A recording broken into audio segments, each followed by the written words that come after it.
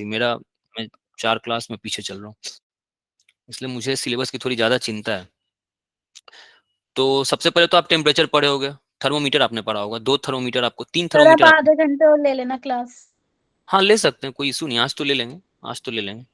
Thermometer हम पढ़ रहे थे, थर्मोमीटर में हमने, आपने क्या देखा होगा, एक केल्विन देखा होगा, एक डिग्री सेल्सियस देखा होगा और डिग्री फ़ारेनहाइट देखा था। तो बस इन तीनों का कन्वर्जन आपको पता होना चाहिए। क्वेश्चन तो आएगा 8 क्वेश्चन आपके, 8 क्वेश्चन जो आ रहे हैं वो बहुत इजी लेवल के आ रहे हैं। अभी जो टेस्ट होने वाला है परसों, आपका जो टेस्ट होगा, 8 क्वेश्चन बहुत ही आसान आ रहे हैं, बहुत इजी। तो उसमें से एक तो ये रहेगा ही, रहना ही चाहिए। मुझे क्वेश्चन नहीं पता है बट होना चाहिए। तो इसका इसका कन्वर्जन आपको याद होना चाहिए। टीएफ जो होता था, फ़ारेनहाइट का जो कन्वर्जन होता है वो होता है 9/5 डिग्री टीसी प्लस 32 होता है। तो ये फॉर्मूला आप याद रखो। फ़ारेनहाइट और सेल्सियस का कन्वर्जन ये होता है। सेल्सियस अगर आपको दे रखा है तो आप फ़ारेनहाइट में से कन्वर्ट कर सकते हो। ठीक है भाई। दूसरा केल्विन और सेल्सियस का एक आता होगा। तो केल्विन को मैंने बताया था, केल्विन हम हमेशा कैपिटल लेटर ऑफ टी से लिखते हैं। ठीक है, ये मैं आपको बताया था। तो केल्विन का जो होता है टी के, वो होता है टी सी प्लस 273.15। ये दो कन्वर्जन आपको याद होने चाहिए। इन दो कन्वर्जन से एक सवाल डेफिनेटली रहेगा, डेफिनेटली आएगा ही आएगा। प्रैक्टिस कर लेना इन दोनों को। मैंने कुछ न्यूमेरिकल्स वगैरह आपको बताया होंगे, तो आप प्रैक्टिस कर लेना, ये आएगा ही आएगा, श्योर आएगा, मुझे तो लग रहा है कि आएगा। ठीक है, इसके बाद सीधा एक्सपेंशन पे आते हैं हम लोग। कोई भी सॉलिड होता है, लिक्विड और गैस, सब कुछ एक्सपेंड कर रहा होता है। अगर आप जनरली किसी भी मैटर को जब आप हीट देते हो तो हीट देने के बाद वो मैटर क्या करता है, एक्सपेंड करता है। तो हमने तीन एक्सपेंशन हमने निकाले थे ना। हमने एक लीनियर एक्सपेंशन डिफाइन किया था, लीनियर एक्सपेंशन डिफाइन किया था। ये क्या था भाई, delta L by L, fractional change in length ना। This is fractional change in length, fractional change in length है ये। पहले आप इसको समझो, ये है क्या, फ्रैक्शनल चेंज इन लेंथ। ठीक है। तो मैंने आपको बताया था, क्लियर कट 3-4 पॉइंट्स मैंने आपको बताए थे। आपको चेंज समझ में आना चाहिए भाई, कि चेंज कब चेंज पूछ रहा है क्वेश्चन। मैंने जो प्रॉब्लम्स भी आपको बताया था, उन प्रॉब्लम्स में मैंने दिखाया था कि कब चेंज पूछ रहा होगा, कब इनिशियल बोल रहा होगा वो, और कब वो फाइनल बोल रहा होगा। ठीक है, और कब फ्रैक्शनल चेंज बोल रहा होगा। ये 4 टर्म्स आपको एकदम क्लियर होने चाहिए। फ्रैक्शनल चेंज, ये 4 टर्म्स मैंने आपको पहले ही बताया। ये 4 टर्म्स में अगर क्लैरिटी नहीं है तो न्यूमेरिकल्स में आप फंसते रहोगे। तो कब चेंज बोल रहा है, चेंज का मतलब सिंपली होता है final minus initial, final minus initial. Initial का तो है ही टी बराबर जो भी है, इनिशियल फाइनल तो आप लोग समझ ही जाओगे। फ्रैक्शनल चेंज क्या होता है, what is fractional change. Fractional change in length का मतलब होता है final minus initial divided by initial. This is a fractional change. तो हमने इसको डिफाइन किया था, डेल्टा एल बाई एल को हमने कैसे डिफाइन किया था। अगर लीनियर की बात करोगे तो लीनियर एक्सपेंशन के लिए हमने डेल्टा एल बाई एल को डिफाइन किया था। भाई आप लोग नोट करते जाओ, ठीक है। आसान, मैं हमेशा बोलता हूँ प्लीज नोट्स बनाया करो। कुछ भी मिलता है मौका लिख लिया करो। आप काफी जो है ना, रिकॉलिंग काफी अच्छी होती है भाई। आप बात माना करो, पढ़ने बैठते हो तो अच्छे से पढ़ने बैठो। इसमें हमने क्या डिफाइन किया था, delta L by L define किया था। This is a fractional change in length. इसको मैंने प्रूव वगैरह आपको बताया था कि ये प्रोपोर्शनल होता है चेंज इन टेम्परेचर का। जितना ज्यादा हीट सप्लाई करोगे उतना ज्यादा चेंज होगा, उतना ज्यादा चेंज होगा, उतना यस ज्यादा यस। फ्रैक्शन में चेंज आता है। तो इसका formula basically alpha into alpha delta T delta आता टी। है। हाँ ठीक है। इसके बाद एरिया एक्सपेंशन आया था, सुपरफिशियल। Area expansion. इसमें अल्फा का आप यूनिट भी निकाल लेना, यूनिट ऑफ अल्फा। ये सब इंपॉर्टेंट है, यूनिट ऑफ अल्फा ये आपको पता होना चाहिए। यहाँ से डेल्टा ए बाई ए निकालोगे आप, फ्रैक्शनल चेंज इन एरिया। सेल्सियस इनवर्स आएगा ना। हाँ इसका आना चाहिए, हाँ पर डिग्री सेल्सियस आना चाहिए। केल्विन भी ले सकते हैं इसको। केल्विन भी ले सकते हो क्योंकि ये चेंज है। तो मैंने आपको बता रखा है कि चेंज इन केल्विन जो होता है वो चेंज इन डिग्री सेल्सियस के बराबर होता है जब भी आप चेंज की बात करोगे, क्योंकि ये दोनों लीनियरली वेरी करता है। ओके जबकि ओके। जबकि फ़ारेनहाइट और डिग्री सेल्सियस में ऐसा नहीं होता है। तो एरिया एक्सपेंशन में फिर आप क्या करोगे, फ्रैक्शनल चेंज इन एरिया निकालोगे। फिर से जब फ्रैक्शन की मैं बात कर रहा हूँ, मैं आपको फिर बता रहा हूँ कि change, fractional change, initial change, final, ये सारे टर्म्स में आपकी क्लियरिटी होनी चाहिए। तो जब एग्जाम में क्वेश्चन बनाओ तो देखना कि भाई पूछ क्या रहा है। मैंने आपको बाई और टू का भी बताया था। बाई से क्या आप समझते हो और टू से आप क्या समझते हो, मैंने इन दोनों को भी क्लियर किया था। Change, area is change by something और area is change to something, दोनों में जमीन आसमान का अंतर है। तो ये बाई और ये टू, एचसी वर्मा जब आप बनाओगे तो आपको बाई और टू से बहुत ज्यादा मुलाकात होते रहता है। बहुत ही ये दोनों फेवरेट मतलब उसमें वर्ड है, बाई और टू। अगर चेंज बाई से हो रहा है, या अगर एरिया चेंज कर रहा है बाई से, बाई अगर लिखा हुआ है तो इसका मतलब वो चेंज की बात कर रहा है, फाइनल माइनस इनिशियल। और चेंज टू अगर लिख रहा है तो वो फाइनल की बात कर रहा होता है ना, इससे आप समझना यहाँ पे ये फाइनल होता है। ये न्यूमेरिकल्स बनाओगे तो आपको समझ में आएगा, बाई का मतलब है चेंज है। तो अगर आपने प्रैक्टिस किया होगा तो आपको ये सब चीज क्लैरिटी आ रही होगी। तो ये दो वर्ड्स बहुत ही इंपॉर्टेंट है न्यूमेरिकल्स वगैरह के पॉइंट ऑफ व्यू से। फ्रैक्शनल चेंज एरिया जब हम निकालने जाते हैं तो ये बीटा इंटू डेल्टा टी आता था, जहां पे बीटा की वैल्यू आती थी 2 अल्फा।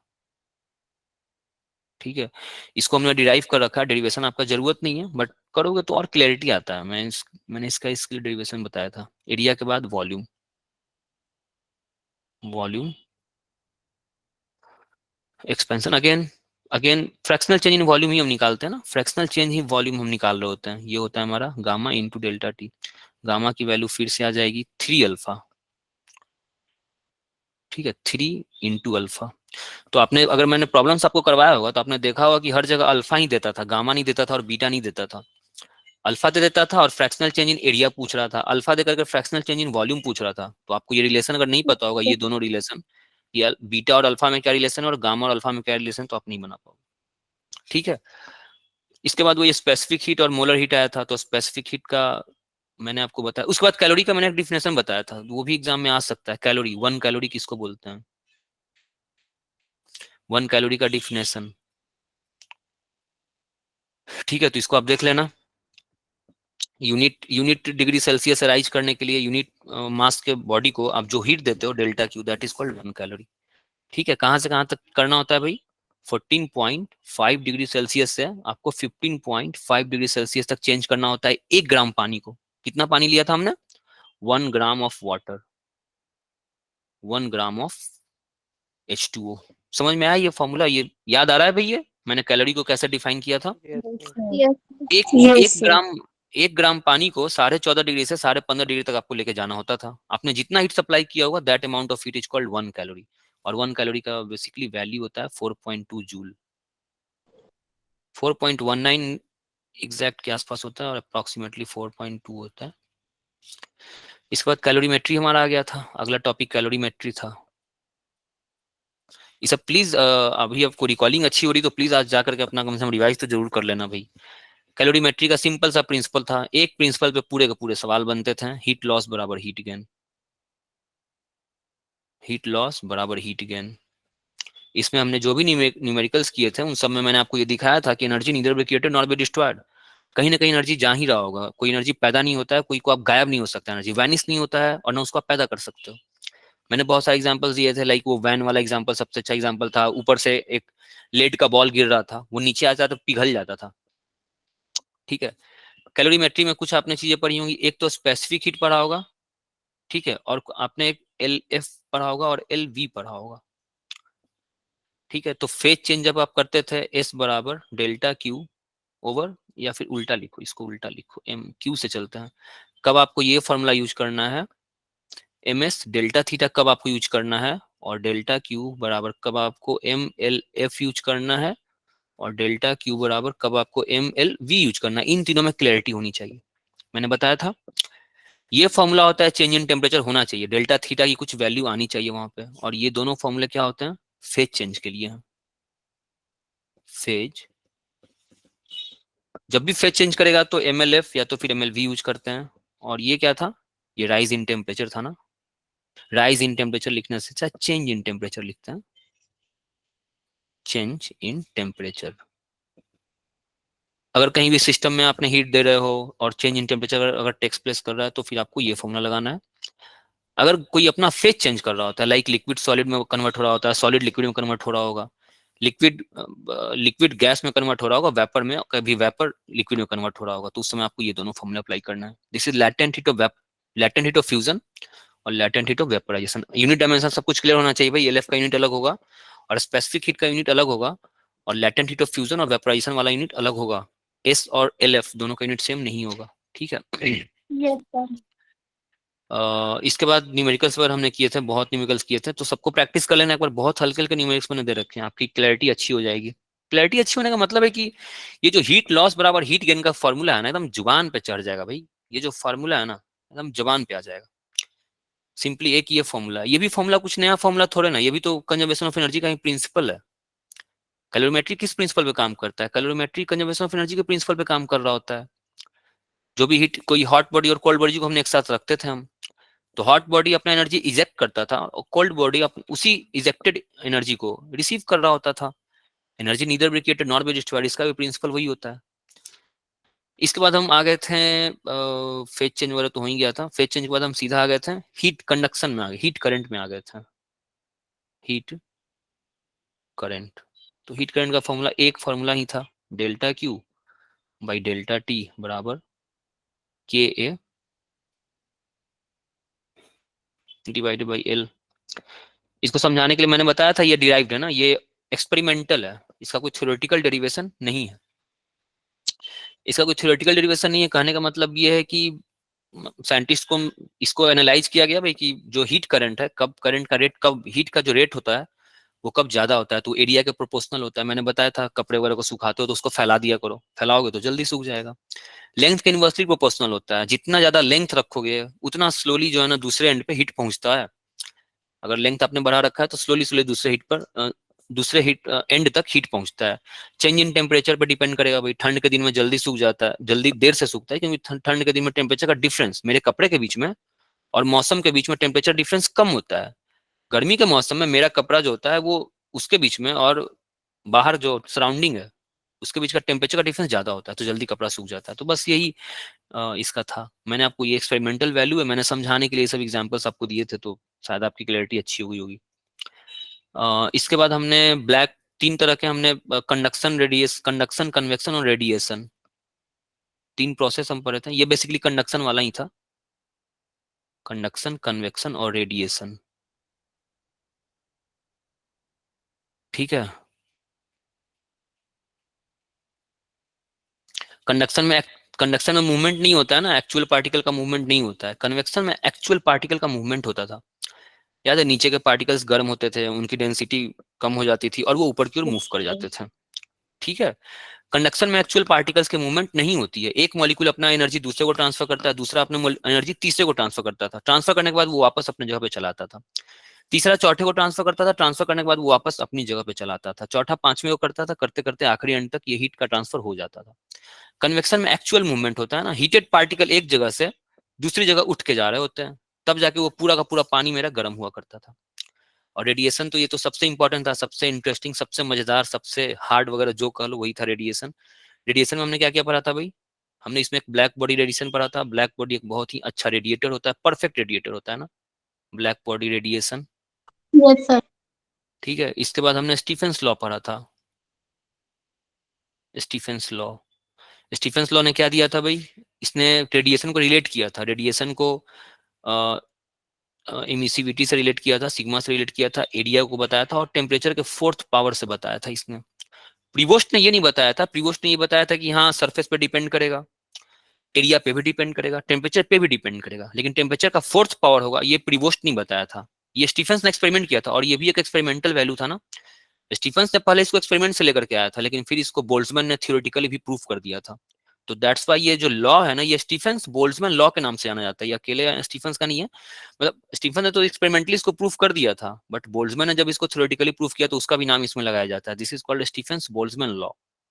और यहाँ से इमिसिविटी की यूनिट आपको पता होनी चाहिए भाई, इमिसिविटी की यूनिट आपको पता होना चाहिए, यूनिट ऑफ एमिसिविटी, जिसकी वैल्यू कितनी होती है भाई? 0 से 1 होता है ना। Yes sir. ठीक है। कोई बॉडी 1 अचीव नहीं कर सकता है, कोई भी बॉडी एमिसिविटी 1 को अचीव नहीं कर सकता, that is black body. Black body, black body एक आइडियल कॉन्सेप्ट है, तो इसलिए मैंने इसको लेस देन 1 रखा हुआ है। ब्लैक बॉडी में मानना है तो 1 मान लेते हैं, अलग बात है, बट ब्लैक कभी भी ब्लैक बॉडी हम अचीव कर ही नहीं सकते, इम्पॉसिबल है। ब्लैक बॉडी के सबसे करीब करीब हमने आपको बताया था कि लैम्प ब्लैक जो होता था वो एक ब्लैक बॉडी के सबसे करीब जाता है, ये लैम्प ब्लैक, ये एक अच्छा ब्लैक बॉडी इसको मैं बोलता हूँ। लैम्प ब्लैक वही होता है जो कालिख लग जाती है शीशे के ऊपर, वही होता है। ठीक है। इसके बाद हमारा आया था विंस डिस्प्लेसमेंट लॉ। मैंने एक विंस, स्टीफेंस के बाद तो डायरेक्ट हम न्यूटन्स लॉ पे आ गए थे, न्यूटन्स लॉ ऑफ कूलिंग। सब कुछ रिकॉल हो रहा है भाई, सबको बताओ, ठीक? रिकॉलिंग आ रही है सबकी, याद आ रहा है? Yes sir. Yes sir. Please आज यस जाके सर। रिवाइज, आज जाके रिवाइज कर लेना, ठीक है? अगर डर लग रहा होगा, होता है 2-3 दिन बाद, 4 दिन 10 दिन बाद डर लगने लगता है, तो न्यूटन्स लॉ ऑफ कूलिंग का मैंने सिंपली एक फॉर्मूला बताया था, मैंने करवा रखा है ना भाई इस बैच में न्यूटन्स लॉ ऑफ कूलिंग, मैंने एक बैच में नहीं करवाया था, मैंने करवा दिया ना। करवाया था, यस सर। तो Newton's law sir of cooling करवाया का, था। हाँ कूलिंग का एक फॉर्मूला था, मैंने उसी पे न्यूमेरिकल्स भी बताया था, dt by dt equals to B A T minus T not, यही फॉर्मूला था जिसमें मैंने न्यूमेरिकल बनवाया था। इसमें ये टी मैंने बताया था कि आपको ये टी को ना एवरेज लेना होता है, ये टी जो होता था इसको आप क्या करते थे, इसको आप एवरेज कर देते थे ना, टी एवरेज लेना होता था, Yes, sir. ठीक है, क्योंकि डिफरेंस कम होता था ना तो हम एवरेज ले लेते हैं, अगर डिफरेंस ज्यादा रहेगा तो फिर हम वो इंटीग्रेशन वगैरह का यूज करते हैं, तब जाके हम निकालते हैं। यहाँ पे टर्म्स क्लियर हैं सारे, बी कांस्टेंट होता है, मैंने आपको बताया था कि बी में छुपा होता है, बी में टी नॉट और स्टीफन एमिसिविटी दोनों छुपा होता है ना इस बी में, इस बी, ये जो बी होगा ना वो फंक्शन होगा किसका किसका, वो एमिसिविटी का फंक्शन होगा और टी नॉट का फंक्शन होता है, इस बी में छुपा हुआ होता है। जब इसका डेरिवेशन मैंने आपको नहीं बताया था, लेकिन जब आप इसको डिराइव करोगे ना तो इस बी में ये चीजें, ये दोनों टर्म्स छुपे हुए होते हैं। तो बी किस पे डिपेंड करेगा, ये एमिसिविटी क्या है, नेचर ऑफ एमिटिंग सरफेस का होता है, यानी बी किस पे डिपेंड करेगा, एमिटिंग सरफेस पे डिपेंड करेगा। और टी नॉट क्या होता है, टेम्परेचर ऑफ सराउंडिंग होता है। तो बी जो होता है ये कांस्टेंट होता है, ये नेचर ऑफ एमिटिंग सरफेस पे डिपेंड करता है, साथ ही ये सराउंडिंग का टेम्परेचर पे भी डिपेंड करता है, क्योंकि इस बी में ये दोनों टर्म्स छुपे हुए होते हैं, जब आप डिराइव करते हो तो आपको पता चलता, मैं आपको बता रहा हूँ कि इसके अंदर ये दोनों छुपा हुआ है। एरिया, एमिटिंग सरफेस का एरिया, जो भी बॉडी एमिट कर रहा होगा उसका एरिया हो गया। ये टी को हम क्या करते हैं, एवरेज कर देते हैं, T not temperature of surrounding होता है। यहाँ से डी टी क्या है, चेंज इन टेम्परेचर है ना, जो 70 से 60 हो गया था, याद है 70 से Yes, sir. 60 हुआ था और फिर 7 से 50 हो गया था, इसको 5 मिनट लगा था ना, और इसको Yes, sir. 7 मिनट लगता है, ठीक है। तो 70 से 60 दैट इज डी टी, 60 से 50 दूसरे केस में जब आप जाओगे तो देन डी टी अगेन आप यूज कर सकते हो। टाइम 5 मिनट दे रखा था, इसका टाइम आपको निकालना होता था, तो आप मैनिपुलेट करके निकाल लेते हो। एक और टर्म इसमें रह गया था, विंस डिस्प्लेसमेंट लॉ, तो लेमडा एम मैक्सिमम, ये लेमडा एम क्या होता था भाई सर जब कोई ऑब्जेक्ट अपनी हाईएस्ट वो देता था highest sir. And maximum kinetic energy जब उसके पास होती यस थी, सर, मैक्सिमम। हाँ, तो मैक्सिमम एनर्जी के कोरस्पॉन्डिंग जो वेवलेंथ आता था दैट इज डेल्टा एम। मैंने आपको बताया था कि एक वेव में कोई भी इलेक्ट्रोमैग्नेटिक रेडिएशन क्या होता है, इलेक्ट्रोमैग्नेटिक वेव्स होता है, रेडिएशन क्या होता है, इलेक्ट्रोमैग्नेटिक वेव होता है, और एक वेव में बहुत सारे वेवलेंथ्स होते हैं, बहुत सारे वेवलेंथ्स होते हैं। तो अगर आप उसको हीट करते जाते थे तो कभी वो लाल दिखता था, कभी वो येलो दिखता था, कभी वो ब्लू दिखता था, ऐसे ऐसे दिखता रहता था। तो क्या कारण था, तो जब आप हीट करते हो ना तो किसी एक पर्टिकुलर टेम्परेचर पे कोई एक वेवलेंथ जो होता है ना वो डोमिनेट करता है। कौन सा वेवलेंथ डोमिनेट करता है, मैक्सिमम एनर्जी वाला वेवलेंथ डोमिनेट करता था। तो विंस एक्सपेरिमेंट कर रहे थे भाई ऐसे ऐसे, उन्होंने येलो में एक्सपेरिमेंट किया, उन्होंने रेड पे एक्सपेरिमेंट किया, ब्लू पे एक्सपेरिमेंट करते करते वो देखे कि हमेशा जो लेमडा है मैक्सिमम एनर्जी के कोरिस्पॉन्डिंग वाला जो लेमडा था, और जिस टेम्परेचर पे मैंने उसको रखे हुए थे, इन दोनों का प्रोडक्ट जो था ना वो हमेशा एक कांस्टेंट आ रहा था, ये हमेशा कांस्टेंट आता था। तो ये भी इंपॉर्टेंट है, इससे जेई वगैरह में भी बहुत सवाल आ रखे हैं। तो आप सबसे पहले पॉइंट ये कि लेमडा एम क्या है, लेमडा एम वो वाला वेवलेंथ है जब जो रेडिएट कर रहा है थर्म इलेक्ट्रोमैग्नेटिक रेडिएशन, उसका मैक्सिमम एनर्जी जहां पे मिलता था ना वो वाला वेवलेंथ होता है ये। और टेम्परेचर कौन सा है, जिस टेम्परेचर पे वो आप एक्सपेरिमेंट कर रहे हो, कभी आप लाल पे लाल आपको दिख रहा था, कभी आपको, तो दैट इज लेमडा एम। इन दोनों की हेल्प से हमने क्या निकाला था, टेम्परेचर ऑफ सेलेस्टियल बॉडी हम निकाला करते थे। हम बैठे बैठे, मतलब यहाँ बैठे बैठे हमने क्या किया था, सन का एनर्जी मैंने निकाल लिया था। मैं सन को थर्मोमीटर नहीं दिया भाई कि लो अपना टेम्परेचर मेजर करके मुझे बताओ, टेम्परेचर ऑफ सेलेस्टियल बॉडीज,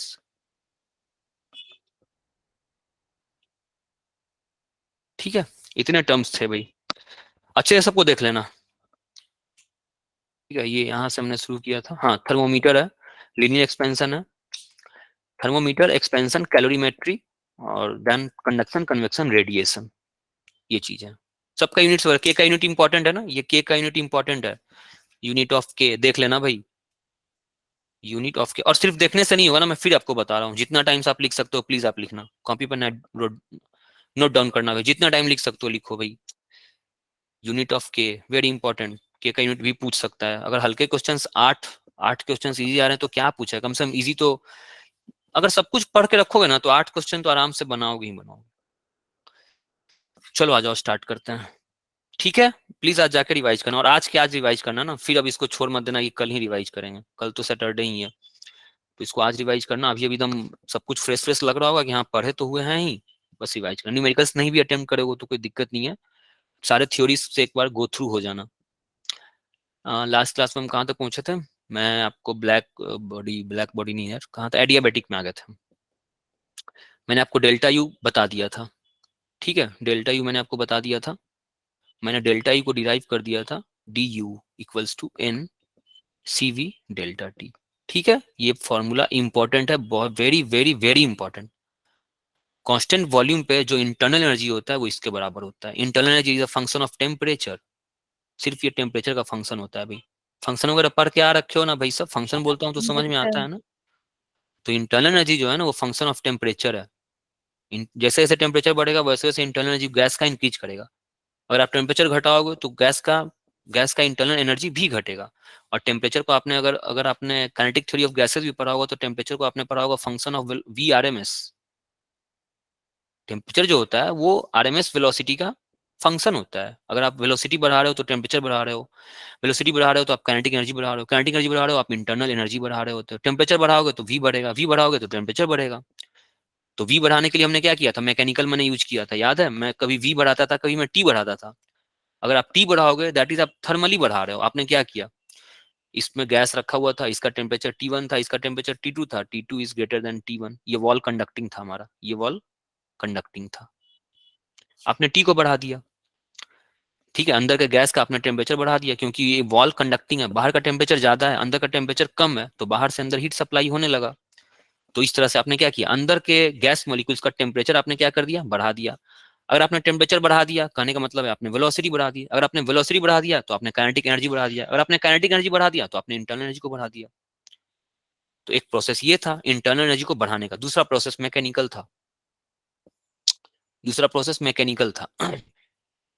ये पिस्टन था, आप पिस्टन पे फोर्स लगा रहे थे ना, एफ एक्सटर्नल फोर्स लगा करके आपने क्या किया, इसकी वेलोसिटी को आप इंक्रीज कर रहे थे। पहले अगर ये इसको हिट किया था V1 से, तो जब ये लौट के बाउंड होता था, रिबाउंड करने के बाद इसकी वेलोसिटी अगर V2 है तो इसकी वेलोसिटी बढ़ जाता था, V2 is greater than V1। तो आपने क्या किया, वेलोसिटी को इंक्रीज कर दिया। Velocity is a function of temperature, तो आपने टेम्परेचर को इंक्रीज कर दिया। ठीक है, टेम्परेचर इंक्रीज कर दिया, कहने का मतलब है कि आपने क्या कर दिया, आपने इंटरनल एनर्जी को आपने इंक्रीज कर दिया, क्योंकि internal energy is a function of temperature, temperature is a function of velocity. Velocity बढ़ाओगे तो टेम्परेचर बढ़ेगा, टेम्परेचर बढ़ाओगे वेलोसिटी बढ़ेगा। इसमें क्या, इस केस में क्या हुआ था, इस केस में आप क्या कर रहे थे, इस केस में आप टेम्परेचर बढ़ा रहे थे। अगर आप गैस का टेम्परेचर बढ़ाओगे तो गैस ज्यादा उछल कूद करने लगेगा, कहने का मतलब है गैस का आपने वेलोसिटी बढ़ा दिया। अगर आप गैस का वेलोसिटी बढ़ा रहे हो तो आपने काइनेटिक एनर्जी बढ़ा दिया, और काइनेटिक एनर्जी बढ़ाने का मतलब ही होता है कि आपने इंटरनल एनर्जी बढ़ा दिया। ये एक थर्मल प्रोसेस था, ये एक थर्मल प्रोसेस था, और ये एक मैकेनिकल प्रोसेस है। आप वेलोसिटी बढ़ा रहे हो, वेलोसिटी बढ़ा करके टेम्परेचर बढ़ा रहे हो, या काइनेटिक एनर्जी बढ़ा रहे हो। टेम्परेचर से अच्छा यहाँ पे लिखो काइनेटिक एनर्जी, सीधा आपने काइनेटिक एनर्जी इंक्रीज कर दिया। वेलोसिटी बढ़ने का मतलब क्या है, half M V square. Kinetic energy क्या होता है, half M V square. This is kinetic energy. आप वी बढ़ा रहे हो तो ओवरऑल इसका काइनेटिक एनर्जी बढ़ेगा, मास तो बढ़ने से रहा, मास इस सिस्टम में आपने जितना मास ले रखा है मास तो फिक्स होगा, मास तो बढ़ घट सकता ही नहीं है। तो अगर आप वेलोसिटी बढ़ाते हो तो आप काइनेटिक एनर्जी बढ़ा देते हो, और काइनेटिक एनर्जी बढ़ा देते हो कहने का मतलब आपने इंटरनल एनर्जी बढ़ा दिया।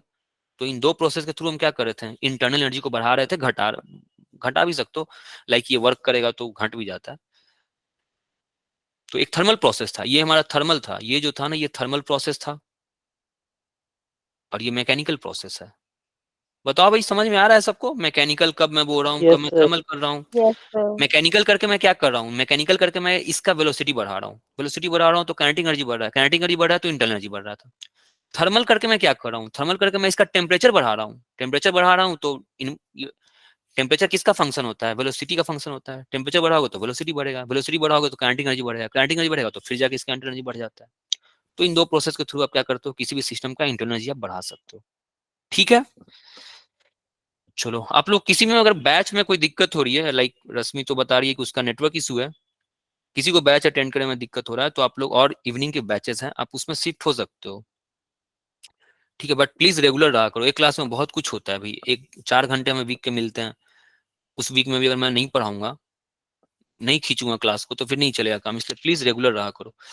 चलो डी यू, यहाँ तक मैं, वेरी इंपॉर्टेंट फॉर्मूला है भाई, प्लीज इसको आप तो इग्नोर तो कर ही नहीं सकते इस फॉर्मूले को, बहुत बहुत बहुत इंपॉर्टेंट फॉर्मूला है। चलो अब आगे हम आते हैं। आगे हमारा एडियाबैटिक प्रोसेस है। Next adiabatic process. Adiabatic process क्यों कहते हैं भाई? तो एडियाबैटिक प्रोसेस मतलब no exchange of heat, no exchange, no exchange of heat between the system and surrounding. System और सराउंडिंग के बीच में, सिस्टम एंड सराउंडिंग, ठीक है, सिस्टम और सराउंडिंग के बीच में कोई एक्सचेंज हीट नहीं होना चाहिए। तो ऐसा कोई भी प्रोसेस क्या कहलाएगा? एडियाबैटिक कहलाएगा। ठीक है, एडियाबैटिक में हमारा एक इंपॉर्टेंट रिलेशन है, पीवी गामा बराबर कांस्टेंट। इसको हमको डिराइव करना है ना। ठीक है, चलो आ जाओ, इसको देखते हैं। भैया आज क्लास को एक्सटेंड करूंगा ना मैं, आधे घंटे में एक्सटेंड करूंगा, पूरा आधा घंटा। ठीक है, तो आप लोग प्लीज बने रहिए, जो भी रहेंगे मैं पढ़ाऊंगा आधे घंटे। पीवी गामा बराबर कांस्टेंट, चलो इसको प्रूफ करते हैं ना, शुरू करते हैं हम लोग। डेरिवेशन है ना, यहाँ से डिराइव करने जा रहे हैं हम इसको। प्लीज कॉपी पेन नोटबुक लेकर के बैठा करो, बहुत कुछ मैं लिखवाता हूँ भाई, हर चीज आप देख करके नहीं समझ सकते हो। और आपको लग रहा है कि आप वीडियोस देख करके आप बहुत ज्यादा हार्ड वर्क कर रहे हो, तो फिर आप गलत हो। मैं आपको बता रहा हूँ कि वीडियोस देखना, रिकॉर्डिंग देखते करके आप कोई हार्ड वर्क नहीं करते हो। इसलिए लिखा करो, जब भी आप क्लास में बैठते हो नोट्स बनाया करो, क्लैरिटी ज्यादा आती है भाई। 100 बहुत ज्यादा क्लैरिटी आती है। ये सब बताने की चीजें नहीं है, मुझे बार बार ये चीज बताने पड़ रहा है, क्योंकि आप लोग नोट डाउन नहीं करते हो। मस्त रजाई वजाई में घुसे होगे और वीडियो चला के छोड़ दिए होगे, हाँ भाई चलो मजा आ रहा है। तो ये सब गलतियां मत करो, रिजल्ट नहीं आएगा भाई, मैं बता रहा हूँ। 1.5 साल का मेहनत आपका बर्बाद होने जा रहा है अगर अभी भी ये हरकत आप लोग कर रहे हो तो। प्लीज डेरिवेशन शुरू करते हैं। तो फर्स्ट लॉ ऑफ थर्मोडायनेमिक्स क्या कहता है भाई? फर्स्ट लॉ ऑफ थर्मोडायनेमिक्स, यहां से शुरू कर रहे हैं ना हम लोग। देखो कितना आसानी से मैं इसको कर रहा हूँ, देखना बस दम लाइन बाय लाइन, बस आप देखते जाना, नोट करते जाना, तुरंत मैं इसको प्रूफ कर दूंगा। फर्स्ट लॉ ऑफ थर्मोडायनेमिक्स क्या कहता है? जो भी आप सिस्टम को हीट दे रहे होते हो, डेल्टा क्यू, सिस्टम को आपने जो भी हीट दिया, वो हीट कहाँ जाएगा? वो हीट या तो उसकी इंटरनल एनर्जी को इंक्रीज करेगा, और कुछ हीट कहाँ जाएगा? वर्क डन में जाता है।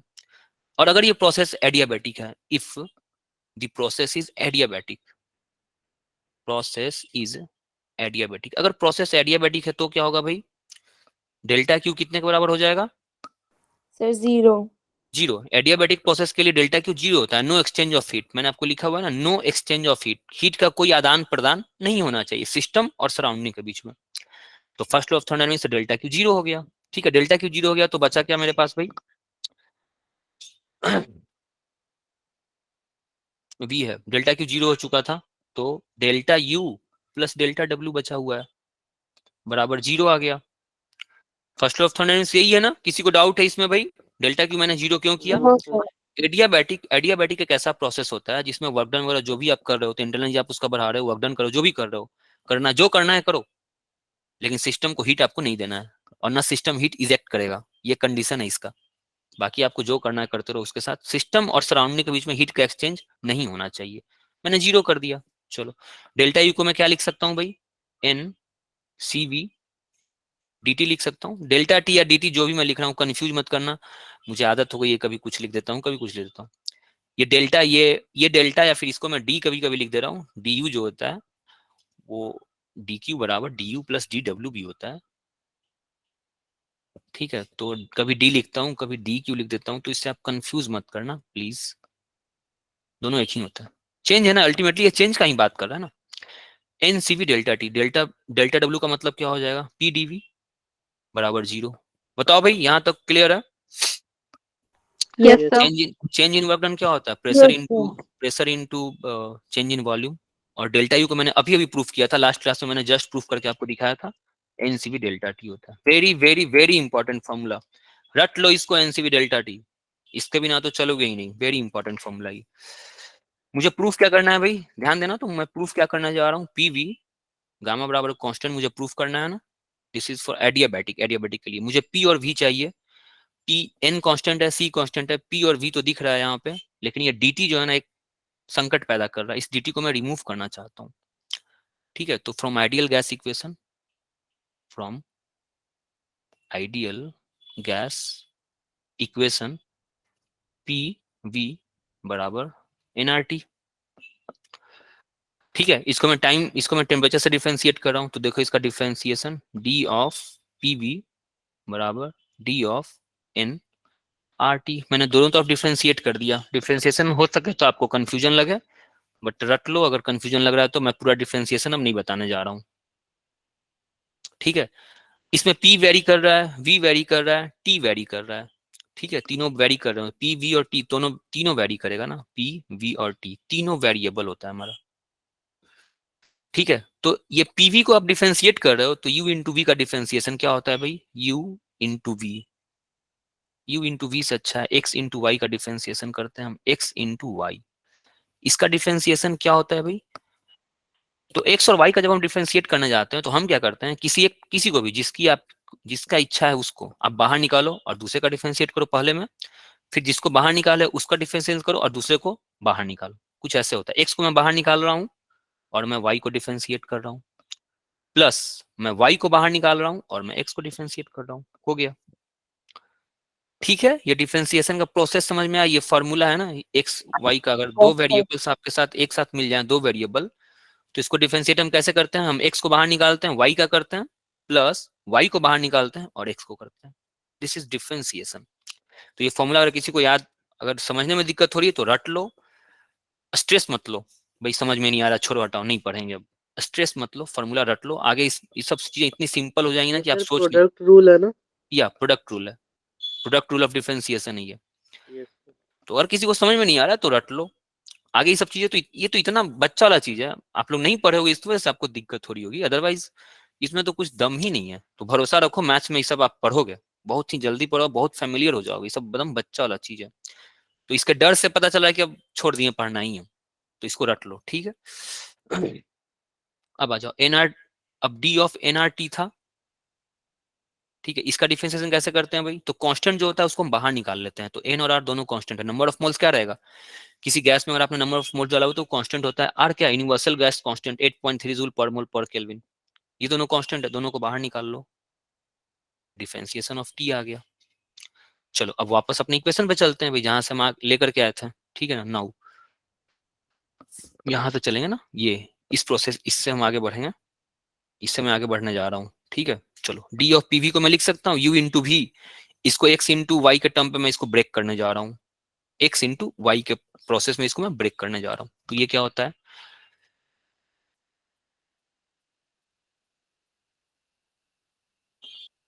चलो इसको एक्स इंटू वाई पे मैं ब्रेक करूंगा भाई, प्रोडक्ट रूल लगाने जा रहा हूँ। प्रोडक्ट रूल मैं कैसे लगाऊंगा, मैं पी को बाहर रखूंगा, मैं वी का डिफरेंशिएशन करूंगा, अगली बार मैं वी को बाहर रखूंगा और मैं पी का डिफरेंशिएशन करूंगा। हो गया, रट लो, नहीं समझ में आ रहा है तो रट लो। एनआर यहाँ पे कांस्टेंट था, एनआर को मैं बाहर निकाल दिया, बचा मेरा डी। चलो यहाँ से dt की वैल्यू बताओ भाई, dt की वैल्यू बताओ क्या हो रहा है, p dv plus v dp divided by nr। ठीक है, यही dt तो मुझे चाहिए था वहां पे,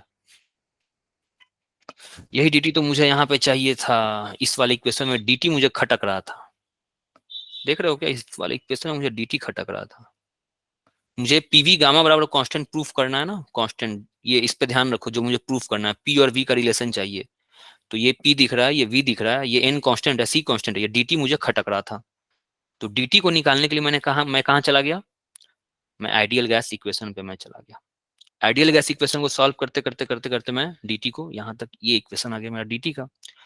तो अब मैं क्या करूंगा, इस dt को वैल्यू वहां पुट कर दूंगा। बताओ भाई क्लियर है टर्म्स सारे जो मैं एक्सप्लेन कर रहा यस हूँ, sir. Yes yes sir. Sir. फिर से आ जाओ, फिर से यस देखते सर। हैं। फिर से देखते हैं, मुझे पीवी गामा बराबर कांस्टेंट प्रूफ करना है ना, इसको देखते चलो, इसमें p और v का टर्म है। तो ये जो मैं थर्मोडायनेमिक्स में चलना शुरू किया था ना, मैं फर्स्ट लॉ ऑफ थर्मोडायनेमिक्स में मैंने चलना शुरू किया था, इसको मैंने डेल्टा यू को मैंने एनसीवी डेल्टा टी लिखा, डेल्टा डब्ल्यू को मैंने पीडीवी लिखा।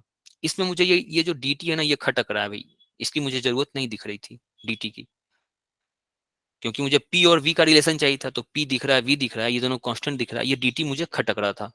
तो इस dt को एलिमिनेट करने के लिए, हटाने के लिए, मैं आइडियल गैस इक्वेशन का मैंने हेल्प ले लिया। आइडियल गैस इक्वेशन से मैंने क्या किया, पीवी बराबर एनआरटी, इसको मैंने डिफरेंशिएट करते करते करते यहाँ तक पहुंचा। अब इस dt का वैल्यू मैं वहां पुट कर दूंगा। आ जाओ भाई, पहली इक्वेशन लिख लेते हैं, मेरे पास क्या आया, we have n cv D T बराबर बराबर नहीं, चलो डी टी का वैल्यू पुट करो भाई।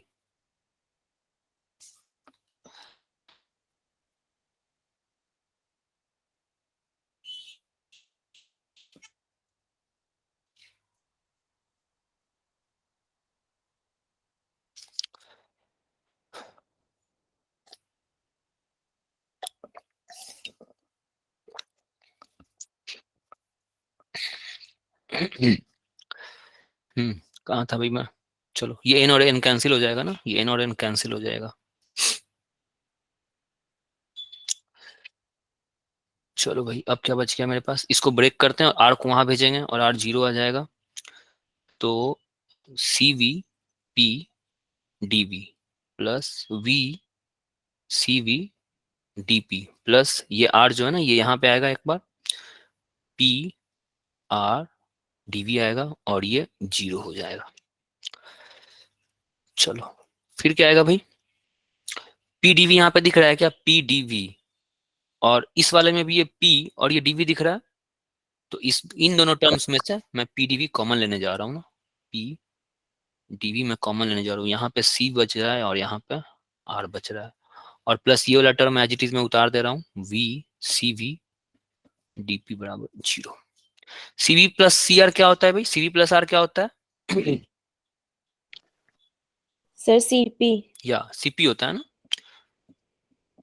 P D V into C P plus V C V into D P बराबर 0, क्योंकि since C P minus C V बराबर आर होता है। ठीक है, चलो भाई इसको फिर से हम आगे सॉल्व करते हैं। मेरे पास क्या आ गया, P D V C P plus V C V D P, V C V D P बराबर 0।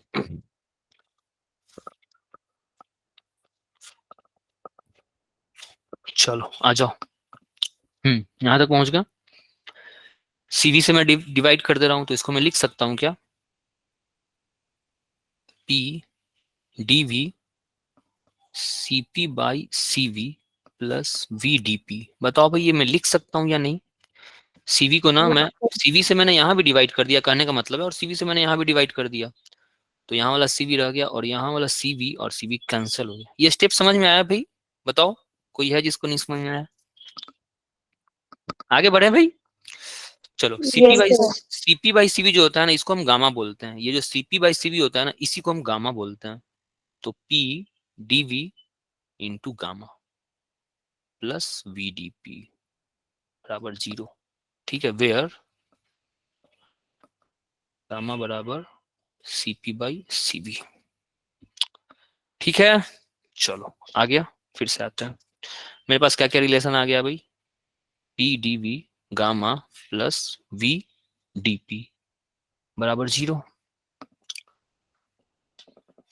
चलो मैं दोनों तरफ पीवी पीवी से डिवाइड करने जा रहा हूँ, दोनों में, इसको और इसको दोनों में पीवी से डिवाइड करने जा रहा हूँ, P D V gamma by PV plus V D P by PV बराबर 0। कर सकते हैं ना भाई, चलो यहां से कैंसिल करो, तो इस p को p से कैंसिल कर दो और इस v को v से कैंसिल कर दो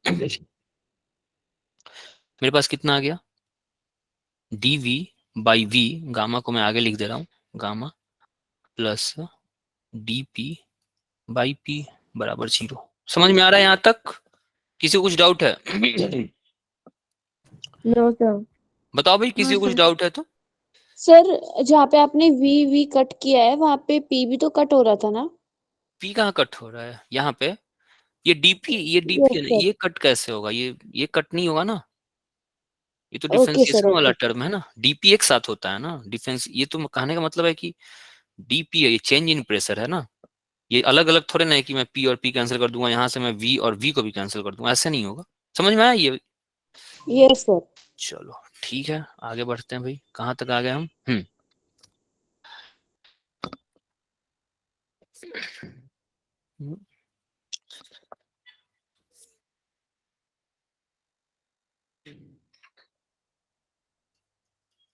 बताओ भाई, लिख सकते हैं क्या इसको? Yes sir. चलो अब मुझे इंटीग्रेट करना है, इंटीग्रेट कर दो भाई। गामा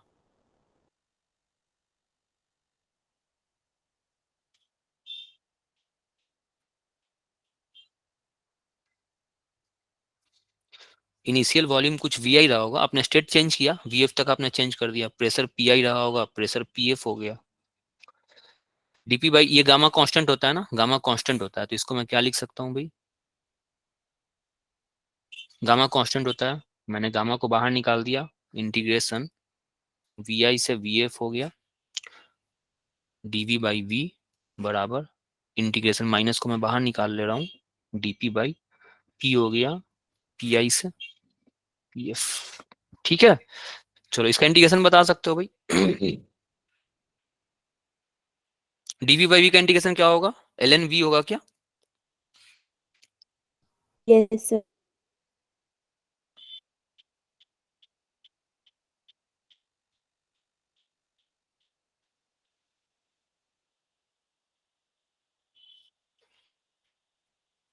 ठीक है, चलो पहले मैं अपर लिमिट पुट करता हूँ, फिर लोअर लिमिट, इसमें भी पहले मैं अपर पुट करूंगा और फिर लोअर पुट करूंगा। ठीक है, आ जाओ भाई। Gamma L N V F minus L N V I बराबर L N P F minus L N P I, और इसके आगे एक माइनस लगा हुआ था ना, माइनस। ठीक है, माइनस लगा हुआ था ना भाई, कंफ्यूज मत करना, ये माइनस था ना यहाँ पे। चलो गामा को रहने दो, इसको मैं लिख सकता हूँ क्या? L N V F by V I लिख सकता हूँ, equals to negative of L N P F by P I लिख सकता हूँ। ठीक है, gamma L N V F by V I बराबर L N P I by P F लिख सकता हूँ क्या? बताना भाई। यस सर, वो से रिवर्स कर दिया ना। या ये माइनस जब ये पावर में जाता है तो इसका उल्टा हो जाता है। देखो भाई, ये स्टेप में अगर आपको क्लैरिटी नहीं है तो मैं इसको एक्सप्लेन कर दे रहा हूँ, ये कैसे आया। Minus of L N A by B है, ठीक है, तो इसको मैं क्या लिख सकता हूँ? जो भी एल एन के मल्टीप्लीकेशन में जो भी रहता है वो पावर में चढ़ जाता है, तो एल एन और ए बाई बी के पावर में -1 हो जाएगा। ठीक है, तो एल एन बी के पावर -1 को क्या मैं लिख सकता हूँ? -1 को हटा करके मैं 1 बाई ए बाई बी लिख सकता हूँ। यहां से क्या हो जाएगा? एल एन बी बाई ए हो जाएगा। ठीक है, क्लियर है भाई? बताओ कनक, रश्मि, भूमि बताओ, सत्यम, सत्यम बताओ, यस सर, पारस। क्लियर है। यस सर, क्लियर है। क्लियर। चलो ठीक है, अब यहाँ भी एक गामा आपको दिख रहा है ना, इस गामा को मैं पावर पे चढ़ा देता हूँ, आ जाओ। L N V F by V I चढ़ा सकता हूँ भाई गामा को पावर में, कोई दिक्कत है? एल एन के मल्टीप्लीकेशन में गामा था, गामा को मैं पावर में लेके चला गया। ठीक है, बताओ भाई, ठीक है यहाँ तक? बोलो, यस सर। यस कोई सर। किसी को दिक्कत है तो पूछो भाई। साक्षी, संतोष, विशाखा, देवाशीष, कुमकुम बताओ। मैं कुछ कर नहीं रहा हूँ, सिंपल सिंपल प्रोसेस स्टेप्स चलने हैं, बस आपको दिमाग में स्टार्ट करना है फर्स्ट लॉ ऑफ थर्मोडायनेमिक्स से। आपको स्टार्ट कहाँ से करना है? फर्स्ट लॉ ऑफ थर्मोडायनेमिक्स से स्टार्ट करना है, उसमें डीक्यू को जीरो कर देना है। ठीक है, उसमें डीक्यू को जीरो कर देना है, उसमें एक फालतू का टर्म आपको डीटी दिख रहा होगा, एक डीटी का टर्म जो है ना वो फालतू में दिख रहा था, ये देखो ये डीटी का टर्म फालतू में दिख रहा है, तो इस डीटी को एलिमिनेट करने के लिए मैंने आइडियल गैस इक्वेशन ले लिया, आइडियल गैस इक्वेशन को डिफरेंशिएट करते करते मैंने डीटी का वैल्यू निकाल लिया, इसको पुट कर दो, बस हो गया, सॉल्व हो गया ये। चलो आ जाओ, आगे बढ़ते हैं हम लोग। ये इतना बड़ा मैं लिख रहा हूँ ना, ये 10 पेज तो मैंने बना दिया इसको। कितना पेज हो गया देखो, यहाँ से शुरू किया था, 1 2 3 4 5 6 7 8 9, अभी 2-3 पेज में और इसको लिखूंगा, बट इतना नहीं जाएगा ये, आप लोग करोगे तो भाई एक 10 लाइन बहुत है। चलो, इस दोनों तरफ एल एन आपको दिख रहा है क्या? एल एन दोनों हट जाएगा क्या? ये एल भी हट जाएगा, एल भी हट जाएगा, दोनों अगर एक साथ एल होता है बराबर में तो एल हट जाता है। ठीक है, तो बेसिकली कहने का मतलब ये है, एल एन ए बराबर एल एन बी अगर है ना, तो हम लिख सकते हैं ए बराबर बी। ठीक है, तो ln ये पूरा a है और ये ln b है, तो यहाँ अगर दोनों बराबर है तो a बराबर b हो जाएगा। तो यहां से हो गया vf by vi raise to the power gamma बराबर pi बाई pf। इस तरफ उल्टा है ना भाई, इस तरफ i है, इस तरफ i न्यूमरेटर में है, f डिनोमिनेटर में है, इस तरफ v न्यूमरेटर में है, i डिनोमिनेटर में है। तो ये कैसे आया था, इस मैं आपको बता चुका हूँ। चलो यहां से मैं लिख सकता हूँ क्या, पी एफ इंटू वी के पावर गामा बराबर P I into V I raise to the power gamma. लिख सकता हूँ भाई? बताओ इस स्टेप तक कोई दिक्कत है किसी को तो बोलो, बोलो किसी को दिक्कत है तो भाई, नहीं बोलोगे तो मुझे कैसे पता चलेगा? No sir. ठीक है, नो सर। तो पी एफ वी एफ बराबर gamma P I V I बराबर गामा, ये इस टर्म को अगर ऐसा कुछ आपको इक्वेशन दिखता है तो आप क्या करते हो, पी वी गामा बराबर कांस्टेंट होता है। ठीक है, बताओ भाई, प्रूव हो गया? Yes sir. ठीक है, चलो इसके साथ साथ दो रिलेशन हमें और भी जानने होते हैं। ये एडियाबेटिक का एक रिलेशन है, ये पीवी का रिलेशन है, लेकिन एडियाबेटिक में दो और रिलेशन है। दो और रिलेशन कैसे निकालते हैं हम लोग? एक तो आया मेरा पीवी गामा बराबर कांस्टेंट आया, दूसरा रिलेशन आता है टीवी गामा -1 बराबर कांस्टेंट होता है, और तीसरा रिलेशन होता है P raise to the power gamma T raise to the power 1 - gamma बराबर कांस्टेंट। तो इसको तो मैं डिराइव कर दिया। इसको डिराइव करने के लिए आपको क्या करना है, टी और वी का रिलेशन चाहिए, तो इस रिलेशन में से गायब क्या करना पड़ेगा? Sir P. पी को गायब करना पड़ेगा, तो PV equal to NRT use कर लो, पीवी बराबर एनआरटी। पी बराबर क्या लिख दोगे आप, एनआरटी बाई वी। इस इक्वेशन में पी बराबर एनआरटी बाई वी पुट कर देना, यहाँ पे पी की जगह पे एनआरटी बाई वी पुट कर देना, ये मिल जाएगा। चलो इस इक्वेशन को कैसे डिराइव करोगे, इसमें पी और टी है ना, एनआरटी तो बाय पी। हटा हाँ देंगे वी की जगह तो कुछ इसमें पी और टी है, तो मुझे यहाँ से क्या हटाना पड़ेगा, वी को हटाना पड़ेगा। इस इक्वेशन में से अगर आप वी को किसी तरह से एलिमिनेट कर दोगे तो इस रिलेशन तक आप पहुंच जाओगे। वी को एलिमिनेट करने के लिए क्या करोगे आप, वी बराबर निकाल दो N R T by P put कर देना, ये भी रिलेशन आपका आ जाएगा। ठीक है, समझ में आया भाई कैसे निकालोगे ये दोनों रिलेशन? बहुत आसान है ये, प्लीज आज जाके घर पे करना, इसको करना है। इन चीजों से जगल करोगे तो मेमोरी बढ़ती है भाई, आपको पीवी गामा बराबर कांस्टेंट याद आता जाएगा। ठीक है, यहां तक आ गया। उसके बाद मेरा एक और टर्म बच रहा है, वर्क डन। तो वर्क डन इन एडियाबैटिक प्रोसेस जो होता है, एडियाबैटिक होता है, ये होता है P1 V1 minus P2 V2 by gamma -1। इसी को आप लिख सकते हो NR ये T1। जो आपने थर्ड वाला लिखा है इसमें P1 - गामा होगा कि P गामा होगा? P के पावर गामा होगा, गामा होगा सर। हाँ यही ओके होना सर। चाहिए, मुझे याद है ये। मैं इसको फ्लो में याद किया रहता हूँ, पीवी गामा बराबर कांस्टेंट, टीवी गामा -1 बराबर कांस्टेंट, और पी के पावर गामा टी के पावर 1 - गामा। हाँ ठीक है, मुझे याद है। ओके ये सर। सब मैं फ्लो में याद किए हुए रहता हूँ, तीनों को फ्लो में याद रखो, टीवी गामा -1 बराबर कांस्टेंट, पी के पावर गामा टी के पावर 1 - गामा। तो ये सब लैंग्वेज इतना फ्लो इतना बन जाता है ना, जब आप रिवाइज करते हो ना तो फ्लो याद, फ्लो ही इतना बनाते कि आपसे कुछ और गलत निकलेगा ही नहीं मुंह से। तो ऐसा भी होता है, तो आप रिवाइज करोगे ना तो ये सब, इन सब चीजों को मैं डिराइव किया था, मैं खुद भी करता रहता था इन चीजों को डिराइव उस समय, जब आप पीवी गामा और कांस्टेंट को डिराइव कर लियो, इसका डेरिवेशन आपने देखा। इसमें क्या किया, मतलब इस इक्वेशन को डिराइव करने के लिए कितनी मेहनत की हमने भाई। हमने फर्स्ट लॉ यूज किया, ठीक है। फर्स्ट लॉ में हमारे पास अड़चन कहाँ पे आया था, डीटी पे आया था। मुझे समझ में नहीं आया कि मैं इस डीटी का क्या करूं, तो इस डीटी के लिए आपने क्या यूज किया, आपने आइडियल गैस यूज कर लिया।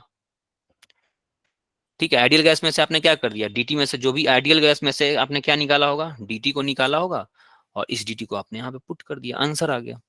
यही तो करना है। तो इस सॉल्यूशन को मत देखना, मेरा जो सॉल्यूशन मैंने अभी दिया आपको, जो डेरिवेशन मैंने किया, मत देखना इसको, बिना देखे प्रूफ करना इसको। 2 बार 4 बार 8 बार 10 बार प्रूफ करो, ये प्रूव हो जाएगा। ये प्रूफ आपके एग्जाम में पूछता तो था, पहले तो पूछता था, पता नहीं है पूछता है नहीं पूछता है, बट पहले तो पूछता था ये। ठीक है, तो ये इसका वर्क डन है ना, ये इसका वर्क डन है, तो ये भी आपको पता होना चाहिए भाई। इसको भी हम डिराइव कर सकते हैं अभी तो, बट मैं सोच रहा था कुछ न्यूमेरिकल्स कर लेते हैं, फिर डेरिवेशन टाइम बचेगा तो कर लेंगे। बताओ भाई, कुछ डेरिवेशन कुछ न्यूमेरिकल्स कर लेते हैं। Yes, sir. ठीक है। चलो आ जाओ, देखो क्या है, सिंपल एकदम, बस फॉर्मूला पुट करना है, आंसर आ गया। A gas is contained in a vessel fitted with a movable piston. Movable piston है ना। The container is placed on a hot stove. Gas को आपने, ये कंटेनर है, इस पे आपने क्या रखा है, हॉट स्टोव पे आपने इसको रखा हुआ है, यहाँ पे एक पिस्टन होगा। ठीक है, तो क्या होगा भाई, आपने डेल्टा क्यू दिया होगा, इसकी डेल्टा यू इसकी बढ़ेगी और ये पिस्टन कुछ मूव करेगा, यही तो होगा। और क्या होगा इसमें बताओ, मूवेबल है ना ये पिस्टन, मूवेबल है, तो सर तो यहाँ पे फर्स्ट लॉ से कुछ, हो जाएगा। यहाँ पे कुछ डेल्टा डब्ल्यू आया होगा। Yes sir. तो फर्स्ट लॉ ऑफ थर्मोडायनेमिक्स क्या कहता है भाई, डेल्टा क्यू जो भी आपने हीट सप्लाई किया सिस्टम को is delta equal U to plus W.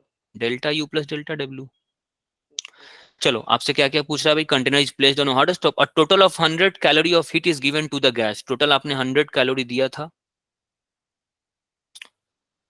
Of the gas, and gas does 40 joule of work. Gas ने 40 जूल ऑफ वर्क किया, 40 जूल किया है ना, यस सर। गैस 40 जूल कर रहा है और हीट आप 100 कैलोरी आप दे रहे हो। ठीक है, in the expansion resulting from, calculate the increase in internal energy. आपको डेल्टा यू निकालना है, निकाल लोगे भाई डेल्टा यू, या तो कैलोरी को जूल में कन्वर्ट करना है या तो जूल को कैलोरी में कन्वर्ट कर लेना, आंसर आ जाएगा। ठीक है, चलो आ जाओ ये देखते हैं। हाँ बोलो विशाखा। नहीं सर, कुछ नहीं।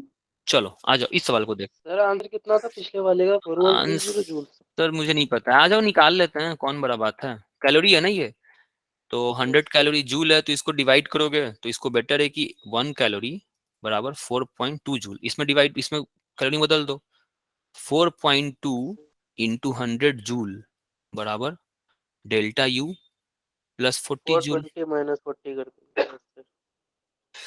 ठीक है, तो ये हो गया 420 जीरो। बराबर डेल्टा यू प्लस 40 जूल। तो यहाँ से डेल्टा यू की वैल्यू आ गई 380 380 जूल। ठीक है, ये आपका आंसर आ गया। चलो इसमें आता है, calculate the work done by a gas as it taken from the state A to B, B to C, C to A. आप गैस को कहां से कहां ले गए हो भाई, calculate the work done by a as it is taken from A to B, A से आप बी तक ले गए हो, ये प्रोसेस यहाँ से आपने स्टार्ट किया ना, यहाँ से आप स्टार्ट किया हो, आपको क्या निकालना, वर्क डन। चलो भाई बताओ, ए से बी तक का वर्क डन बताओ, प्रोसेस बताओ, ए से बी का प्रोसेस आपको क्या दिख रहा है बताओ। Sir isobaric. ये ए से बी का प्रोसेस आइसोबारिक दिख रहा है क्या भाई, बताओ सब। Yes sir. ए से बी का जो प्रोसेस है ना ये आइसोबारिक है। आइसोबारिक क्यों है भाई, इसका प्रेशर कांस्टेंट है, ये लाइन देख रहे हो, ये लाइन देख रहे हो, यानी ए पर भी जो प्रेशर था वो 120 किलो पास्कल था और बी पर भी जो प्रेशर है वो भी 120 किलो पास्कल ही है। तो ए से बी तक जब गैस को ले जाया गया था तो उसका प्रेशर जो था ना वो कांस्टेंट, प्रेशर को कांस्टेंट रखा गया था। और कांस्टेंट प्रेशर का वर्क डन कितना होता है भाई, डायरेक्ट फार्मूला अप्लाई करते हैं हम, P बराबर वी एफ माइनस वी आई। यही तो एक ऐसा प्रोसेस था जिसमें मुझे इंटीग्रेट करने की जरूरत नहीं पड़ती थी, याद है भाई, ये एक ऐसा इकलौता प्रोसेस था जिसमें मुझे इंटीग्रेट करने की जरूरत नहीं पड़ती थी। ठीक है, आइसोबारिक प्रोसेस में हम डायरेक्ट फॉर्मूला अप्लाई करते हैं, फाइनल माइनस इनिशियल। तो ये सब आप, ठीक है, क्लियर है। Yes sir. चलो भाई बताओ कितना आ रहा है। पी की वैल्यू कितनी दे रखी है, 120 किलो पास्कल।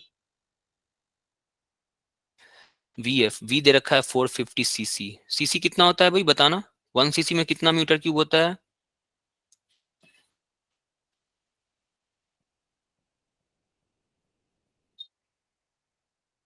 ठीक है, चलो 450 माइनस 200 इंटू 10⁻⁻⁻6। ठीक है, और इसका जूल आ गया, अब ये जूल में आ गया क्योंकि मीटर क्यूब में यूज कर रहा हूं, तो ये जूल आ गया।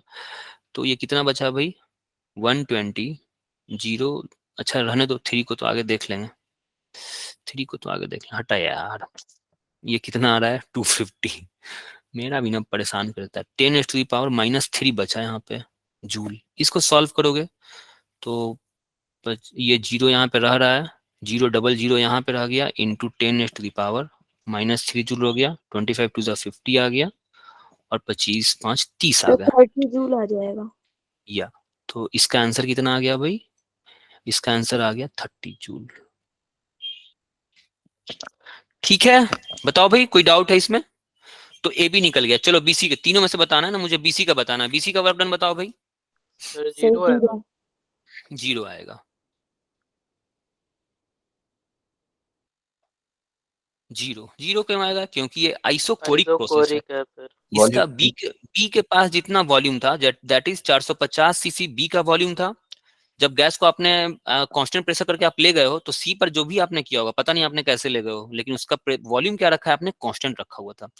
बी का जो वॉल्यूम है वो 450 है, सी का भी वॉल्यूम कितना है? 450 है। तो बेसिकली वर्क डन क्या होता है? पी डीवी होता है, पी डीवी। तो यहाँ तो चेंज हो ही नहीं रहा है क्योंकि आइसोकोरिक प्रोसेस है, तो यहाँ पे 0 हो गया। चलो ए से सी तक का बताना है ना भाई, बताओ ए से सी तक कैसे निकालोगे? बोलो, ए से सी तक कैसे निकालोगे? Sir area under the graph करके। उससे निकालोगे? हाँ वो भी ठीक है। और बताओ, प्रोसेस बताओ, बोलो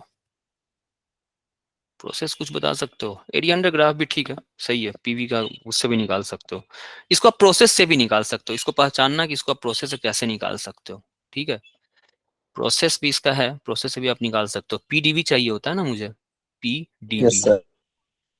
तो सर पीडीवी आइसोथर्मल बराबर, होगा। सॉरी फिर से बोलो कोमल। आइसोथर्मल होगा। आइसोथर्मल तो नहीं होगा क्योंकि ओरिजिन से पास नहीं कर रहा है। ओरिजिन से पास करता तभी आइसोथर्मल होता, ओरिजिन से ये पास नहीं कर रहा है, इसलिए आइसोथर्मल तो नहीं है। चलो इसका एरिया से निकाल लेना, एरिया से तो निकाल ही लोगे, half into base into height कर देना। इसका पूरा एरिया होगा ना, सीए का जब निकालने जाओगे तो ये पूरा एरिया लेना होगा, ये फुल। ठीक है, हो जाएगा भाई। चलो यस सर। ठीक है, आ जाओ अगला देखते हैं ना, 2 सवाल और है मेरे पास। चलो इसको देखो भाई, देखो ध्यान से देखो, ये एक अच्छा सवाल है ना, ये एक बढ़िया सवाल है। अच्छे से देखो, मैं तो सोच रहा था कि इसको छोड़ देता, आप लोग ट्राई करते। बहुत अच्छा सवाल है, मतलब 2-4 घंटा इस पर वेस्ट करना अपना, लेकिन जो मैं पढ़ाया उससे बाहर का नहीं है ये। लेकिन अगर वो फॉर्मूला क्लिक कर गया ना तो बन जाएगा। तो छोड़ दूं या फिर कर दूं? बोलो, बोलोगे तो कर दूंगा। हम खुद से करेंगे एक सर बार। तो हाँ एक बार सर करो, ट्राई ठीक। करेंगे। सर हाँ खुद से ठीक, ट्राई कर लेंगे। ठीक है, इसको ट्राई करो। इसका आंसर वगैरह बोलोगे तो मैं HC वर्मा का है वो मैं दे दूंगा लिख के। मैं इसको मैं लिख देता हूँ, आंसर लिख करके मैं आपको अभी पीडीएफ जो भेजूंगा ना, आंसर लिख दूंगा, ठीक है। चलो इसको ट्राई करना। ए और बी को इंटरनल एनर्जी निकालना है, the gas from C to, कहां से कहां तक? Find the internal energy of the gas to B and C. अच्छा नहीं, ये आपसे नहीं बनेगा, मैंने एक इंटरनल एनर्जी वाला कॉन्सेप्ट आपको नहीं बताया है। चलो आ जाओ, इंटरनल एनर्जी का कॉन्सेप्ट मैंने नहीं बताया। तो work done in a cyclic process कितना होता है, और work done in work done internal energy, change in internal energy, internal energy in in a cyclic process. Sir cyclic 0 होता है ना? 0 होता है, हाँ 0 होता है। कैसे 0 होता है भाई? देखो ये V था और ये P था, ठीक है। ये इनिशियल फाइनल स्टेट सेम होती है। हाँ, इनिशियल और फाइनल का टेम्परेचर सेम ही रहेगा भाई। आपने यहाँ से शुरू किया था ना, ये आपका इनिशियल स्टेट था। सपोज करो कि इनिशियल स्टेट था, आप यहाँ से ऐसे गए, यहाँ से ऐसे गए, और फिर वापस यहाँ से घूम करके I के पास आप चले आए। तो इनिशियल स्टेट और फाइनल स्टेट अगर आपका सेम है तो डेल्टा यू क्या होता है भाई? डेल्टा यू बराबर U F, delta U equals to U F minus U I. आप लिख सकते हो ना, मैंने आपको बताया था U F minus U I आप लिख सकते हो। जबकि डेल्टा क्यू और डेल्टा डब्ल्यू को आप Q F minus Q I या फिर W F minus W I आप नहीं लिख सकते हो, मैंने आपको बताया था। तो इसको तो आप ऐसा लिख सकते हो, और यू एफ बराबर यू आई तो वही है ना, यही तो फाइनल था। जो भी प्रोसेस आपने किया, आपने क्या किया? यहाँ से आप चलना शुरू किए थे ना, घूमते घामते, फिर घूम घाम करके आप क्या किए? यहाँ पे आ गए। ऐसा कोई भी प्रोसेस आप कहीं से भी घूम घाम करके यहाँ पे चले आओगे ना, यहाँ से गए, घूमते घामते आप वापस चले आए, तो चेंज इन इंटरनल एनर्जी कितना होता है? ये 0 होगा। वर्क डन 0 नहीं होगा, चेंज इन वर्क डन 0 नहीं होगा। चेंज इन हीट सप्लाइड या हीट इजेक्टेड भी 0 नहीं होगा। लेकिन इंटरनल एनर्जी का चेंज होता है ना, इंटरनल एनर्जी जो होता है वो फाइनल और इनिशियल पे डिपेंड करता है। तो इनिशियल भी इसका यही था, पता नहीं कहाँ गए, घूम घाम करके फिर वापस अपने जगह पे आ गए हो, तो इंटरनल एनर्जी तो चेंज नहीं होगा। लेकिन घूमने घामने जो आप गए हो, घूम घाम करके आए हो, तो उसमें आपने कुछ वर्क खर्च कर दिया होगा और कुछ हीट आपने खर्च कर दिया है, तो वो सब काउंट होगा। लेकिन इंटरनल एनर्जी का चेंज होता है ना, वो हमेशा इनिशियल और फाइनल पे डिपेंड करता है। बीच से उसको मतलब ही नहीं कि बीच में आप कहाँ गए, क्या किए हो। लेकिन वर्क को और हीट को दोनों को मतलब होता है, दोनों केयर करता है कि भाई कि आप कहाँ से घूम फिर के आ रहे हो, ये बताओ, वो हिसाब मांगेगा आपसे। इंटरनल एनर्जी को मतलब नहीं है, वो बोला कि भाई इनिशियल और फाइनल तुम बताओ, मैं उसमें सेटिस्फाइड हूँ भाई, मैं खुश हूँ उसके साथ, ठीक है। तो इस प्रोसेस को ना आपको, जो ये जो क्वेश्चन है ना, आपको इसमें इनिशियल और फाइनल ये कॉन्सेप्ट यूज करना पड़ेगा। डेल्टा यू इन साइक्लिक बराबर 0, ठीक है। अब पता नहीं इसमें यूज करना पड़ेगा या नहीं, पर मैं देखा नहीं, बट इस लग रहा है कि इसमें यूज करना पड़ेगा, ठीक है। तो इसको देख लेना, वैसे इसमें यूज करना नहीं पड़ेगा नहीं, इसमें इसके बिना भी आप बना सकते हो, मैं श्योर हूं आप इसके बिना बना सकते हो, ठीक है, आप इसके बिना बना सकते हो। चलो आ जाओ, इसको देख लेते हैं एक बार देख लेते हैं, रफली इसको देख लेते हैं, फिर आप करना। Sample of an ideal gas is taken through the cyclic process A B C, it absorbs 50 joule of heat during the part A B. तो डेल्टा एच ए बी कितना दे रखा है, डेल्टा एच ए बी दे रखा है 50 joule. No heat during B C, delta H in B C 0, delta H in C A in B C in C A दे रखा है 70 जूल, और ये इजेक्ट कर रहा है ना, ये रिजेक्ट लिखा हुआ है ना, यस सर। रिजेक्ट लिखा हुआ है, तो रिजेक्ट हमेशा माइनस लगाते हैं क्या, माइनस लगाते हैं। चलो ये निकल गया, पहला स्टेटमेंट खत्म। दूसरा स्टेटमेंट आओ, 40 joule of work is done on the gas during part BC. BC कौन सा है, ये वाला है ना, ये वाला पार्ट जो बीसी है। तो आपको सवाल बोल रहा है कि डेल्टा डब्ल्यू इन बीसी बराबर 40 जूल। 40, ध्यान से लैंग्वेज ध्यान से पढ़ो, तो लैंग्वेज क्या कर रहा है पढ़ो तो। 40 joule of work is done on the gas, sir minus आएगा। यस, सर यहाँ पे माइनस माइनस आएगा, ठीक है। समझ में आ रहा है भाई सबको, गुलशन साक्षी बताओ माइनस यस क्यों आ सर। रहा है। ये स्टेटमेंट आपको पकड़ना था यहाँ पे, work is done on the gas, gas पे वर्क किया जा रहा है ना, work is done by the gas. अगर यहाँ पे बाई होता तो मैं प्लस यूज करता, प्लस लग जाता, ठीक है। प्लस इसलिए लग गया। क्वेश्चन कर रहा है work 40 joule of work, 40 joule का वर्क गैस पे किया जा रहा है, गैस नहीं कर रहा है, गैस पर किया जा रहा है। तो ये ऑन की वजह से, इस ऑन जो लिख रखा है ना, इस अकेले ऑन ने क्या कर दिया, इसको माइनस बना दिया, माइनस ऑफ 40 जूल, ठीक है। आपसे क्या पूछ रहा है, find the internal energy of the gas at B and C.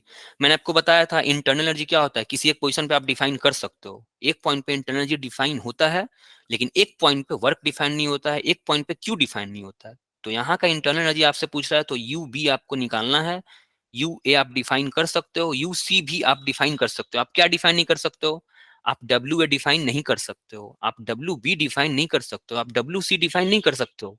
Work at a moment define नहीं होता है, एनर्जी क्या है, हीट जो है ना, वो एट अ मोमेंट डिफाइन नहीं होता है, क्यूए डिफाइन नहीं होता है, क्यूबी डिफाइन नहीं होता है, क्यूसी डिफाइन नहीं होता है, लेकिन internal energy at a moment define किया जाता है। उस मोमेंट पे कितना टेम्परेचर है, अगर आप वो बता रहे हो तो मैं आपका इंटरनल एनर्जी बता दूंगा भाई कि हाँ गैस के पास, इस रूम में अगर गैस 400 डिग्री सेल्सियस पे रखा हुआ था, 500 डिग्री सेल्सियस पे रखा हुआ है, तो इस गैस का एक इंटरनल एनर्जी होगा एट 500 डिग्री सेल्सियस, वो मैं डिफाइन कर सकता हूँ। लेकिन किसी मोमेंट बोले कि 4 बजे इसके पास कितना वर्क है ये बताओ मुझे, 6 बजे इसके पास कितना हीट था वो बताओ मुझे। तो हीट और work at a moment define नहीं होता है, हीट एक प्रोसेस होता है, जब तक हीट एक बॉडी से दूसरे बॉडी में ट्रांसफर हो रहा था तब तक हीट का डिफिनेशन वैलिड है, अदरवाइज हीट वैलिड नहीं होता है, ट्रांसफर ऑफ एनर्जी होता है। तो ये सारे टर्म्स आप याद रखना, इसलिए आपसे यूए यूबी और यूसी पूछ रहा है, तो इसको आप ट्राई करना, ये भी आप निकाल लेना, ठीक है। सब फर्स्ट लॉ ऑफ थर्मोडायनामिक्स आपको यूज करना, ये आप यूज नहीं करना ना, इससे भी बन जाएगा, इससे भी बनेगा, लेकिन इसको यूज करने की जरूरत आपको नहीं पड़ेगी इस सवाल में, डेफिनेटली मैं बोल रहा हूँ 100% मैं बता रहा हूँ, आप इसको यूज किए बना इस सवाल को बना सकते हो। फॉर्मूला आपको कौन सा यूज करना है, डेल्टा क्यू बराबर delta U plus delta W. तो ये फॉर्मूला आपको 3 बार यूज करना पड़ेगा, फर्स्ट लॉ ऑफ थर्मोडायनामिक्स का फॉर्मूला आपको 3 बार यूज करना पड़ेगा। एक बार आपको ये formula, same formula A B के लिए यूज करना, ये सेम फॉर्मूला, और एक बार ये सेम फॉर्मूला आप बी सी के लिए यूज करना, ठीक है, और एक बार ये सेम फॉर्मूला आप सी ए के लिए यूज करना। फर्स्ट लॉ ऑफ थर्मोडायनामिक्स तीनों प्रोसेस, यहां से यहां तक के लिए फर्स्ट लॉ, यहां से यहां तक के लिए फर्स्ट लॉ, और यहां से यहां तक के लिए फर्स्ट लॉ यूज कर लेना, आंसर आ जाएगा। क्लियर है, चलो यस सर। आ जाओ इसको Yes, देखो। ये सर 750 जूल्स आ रहा है यूबी। यूबी, यूबी नहीं, गलत आ रहा है, यूबी 1500 1550 आएगा। सर 1540 आ रहा है सर। हाँ 1540 आएगा, राइट, 1540 आएगा। और सी कितना आ रहा है भाई, ये यूबी आया था, और सी जो आएगा ना वो 1590 आएगा। Yes, sir. शायद, मैं श्योर नहीं हूँ। It observes 50 joule of heat in part A B. 40-70 1590 आना चाहिए, मैं श्योर नहीं हूँ भाई, इसको मिटा दो यार, पता नहीं कितना है, मैं श्योर नहीं हूँ, बट आना चाहिए 1590 आना चाहिए। चलो आ जाओ, इसको देखते हैं। देखो कितना हल्का सवाल है, मतलब क्या ही इसको मैं बताने में शर्म आ रहा है हमको।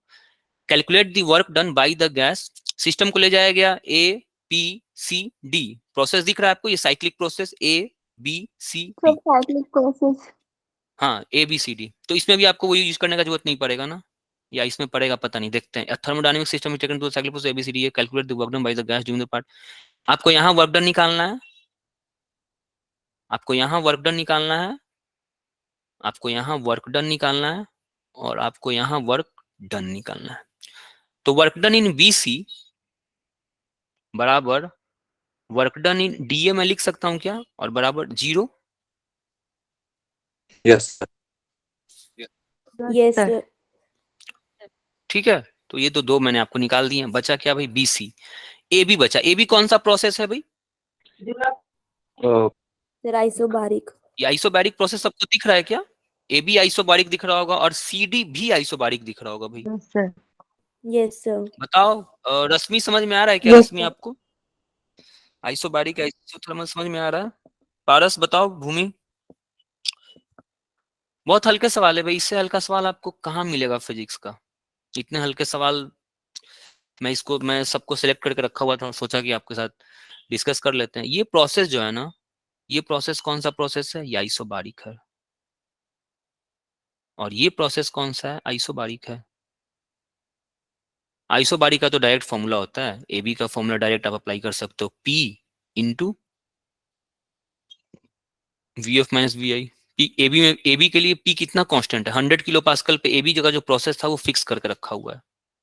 तो ये हो गया 100 into V F minus V I. V F कितना है 300 माइनस वी आई कितना है 100, और इसका यूनिट आप लिख लो, किलो पास्कल है तो ये 10⁻³ आएगा, और यहाँ पे 10⁻⁻6 आएगा। इसको आप सॉल्व करोगे तो ये आ गया 100 इंटू 200 इंटू 10⁻³ जूल। ये आ गया 220 joule. जूल आ गया। Work done in A B आया, ए बी। ठीक है, उसी तरह से सी डी जो आएगा वो, इतना तो मुझे पता है कि work done in C D तो माइनस आएगा, ये तो मैं जान रहा हूँ। ये तो मैं 100% श्योर हूँ कि सीडी का जो वर्क हुआ ना वो निगेटिव ही आएगा, कुछ भी कर लो उसको तो निगेटिव आना ही आना है 100%। ठीक है, तो इसके लिए फॉर्मूला आप सेम निकाल लेना, P V F minus V I. Find the total heat rejected, B number. B number सवाल में आप कैसे बनाओगे, find the total heat rejected के लिए आप क्या करोगे, बी नंबर जो इसका होगा, इसका बी नंबर के लिए आप क्या करोगे भाई, टोटल हीट रिजेक्टेड निकालना है तो first law of thermodynamics use करना होगा आपको। डेल्टा क्यू बराबर delta U plus delta W. Delta U बराबर 0 for cyclic process, for cyclic process. ठीक है, तो अब क्या बचा मेरे पास, डेल्टा क्यू बराबर डेल्टा डब्ल्यू। चलो डेल्टा क्यू कैसे निकालेंगे आप, delta Q of A B plus delta Q of B C plus delta Q of C D plus delta Q of D A बराबर delta W of A B plus delta W of B C plus delta W of C D plus delta W of D A. ठीक है, तो इन चारों का आपको delta W पता होगा, इन चारों को कंबाइन करके आप सिंपली लिख देना डेल्टा क्यू बराबर ए बी सी डी। इसमें से ये दो आपके जीरो हो रहे थे, दो कौन कौन जीरो हो रहा था, बी सी और डी ए वाला, बी सी और डी। तो मेरे पास क्या बच गया, delta W in A B plus delta W in D A. This is your answer. ठीक है, चलो एक और सवाल ऐसा ही है। हाँ ये देखो, ये सवाल बहुत आसान सवाल है, इस सवाल को ट्राई करना। ठीक है, इसको आप ट्राई करना। पर ये भी सवाल है, ये भी आसान सवाल है, इन दोनों सवाल को आप ट्राई कर सकते हो, आसान आसान सवाल है। दो सवाल छोड़ देता हूँ, आप लोग कर लेना। ठीक है, इसका आंसर मैं अभी लिख के, मैं जब पीडीएफ में आपको सेंड करूंगा तो मैं आंसर लिख दूंगा। ठीक है भाई, Yes, sir. Yes, sir. चलो आप टेस्ट की तैयारी करो भाई, आज आज जाके सब कुछ रिवाइज कर लेना, मैंने जो भी आपको बताया, क्योंकि फिर आज भी अगर आप रिवाइज नहीं करोगे फिर आपको डर लगेगा। इसलिए प्लीज आज जाकर के उस सब कुछ न्यूटन्स लॉ ऑफ कूलिंग का मैंने फॉर्मूला लिखा रखा है, उस फॉर्मूले को रिवाइज कर लो। एक question Newton's law of cooling से आना चाहिए, डेफिनेटली रहेगा। विंस विंस का क्वेश्चन तो आएगा ही आएगा, आना चाहिए। अब मुझे पता नहीं है, आना चाहिए। और हल्के में आप टेम्परेचर वाला जो रिलेशन याद रखो, temperature Fahrenheit Celsius, kelvin Celsius, ये सब आप याद रखो। तो चलो ठीक है, बाय। सर वो डिस्क्रिप्शन में वो फिजिक्स का मटेरियल अभी अपलोड नहीं हुआ क्या? आज मैं बना रहा हूँ, वो आज लोड हो जाएगा। आज मैं शुरू कर दिया हूँ बनाना। आज मुझे उसमें करीबन